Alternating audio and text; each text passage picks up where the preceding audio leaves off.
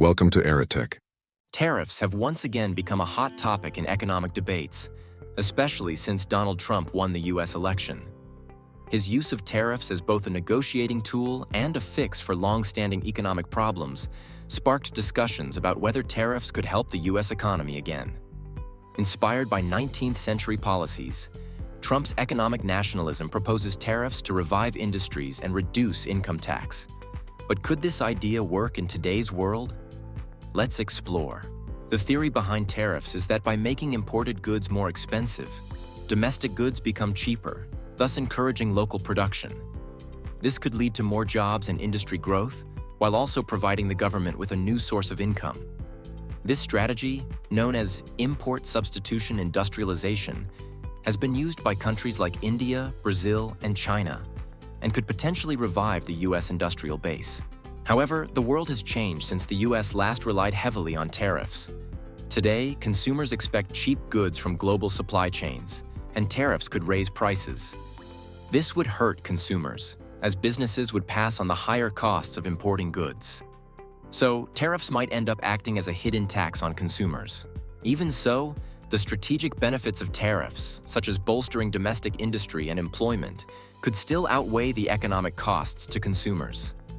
Tariffs are simply tools that need to be used wisely, just like any other economic measure. To understand how tariffs work, let's consider the example of washing machines. When the U.S. imposed tariffs on imported washing machines in 2018, the immediate result was that consumers paid higher prices.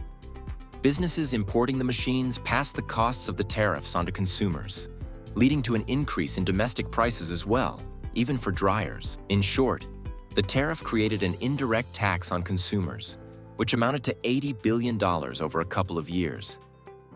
This was one of the largest tax hikes in recent history, even though the tariff was intended to protect U.S. industry. However, this policy resulted in inefficient job creation, with each new job costing a hefty sum in taxpayer money. However, tariffs can also backfire. For example, the 25% tariff on steel imports in 2018 caused prices to rise for industries like construction and automotive, which rely on steel. While it protected steel jobs, it triggered layoffs in other industries, demonstrating how tariffs can sometimes hurt the broader economy. Retaliation is another issue with tariffs. For instance, China imposed tariffs on U.S. agricultural exports in response to the U.S. tariffs, reducing demand for American farm products. This led the U.S. government to spend $61 billion supporting farmers, almost canceling out the $66 billion earned from tariffs on Chinese goods. Although tariffs generate revenue, they also come with the hidden cost of retaliation, often causing a fiscal balancing act. The anticipated benefits of lower taxes and job growth may not materialize because of these complexities. To better understand the long-term impact, let's look at the case of a 25% tariff on light trucks in 1964. This tariff helped U.S. auto manufacturers dominate the market for pickup trucks and SUVs, and attracted foreign car makers to build factories in the U.S. Over time, this tariff protected domestic industry and encouraged investment, though it also led to higher prices for consumers and less market competition. However, the lack of competition in the truck market, due to the limited number of manufacturers, caused inefficiency. In some cases, foreign companies found ways to bypass tariffs by reassembling products in the U.S., showing how tariffs can be circumvented. Tariffs can also be circumvented by relocating manufacturing operations to countries with no tariffs, such as Mexico or Vietnam.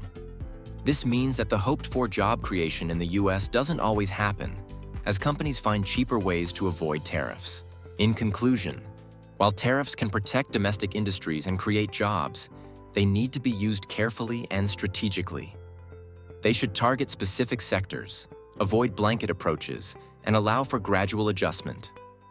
When done right, tariffs can boost industries like steel or trucks, but there are hidden costs that policymakers must be aware of. Finally, geopolitical concerns make tariffs necessary in certain cases, especially for industries critical to national security, like semiconductors, energy, and food.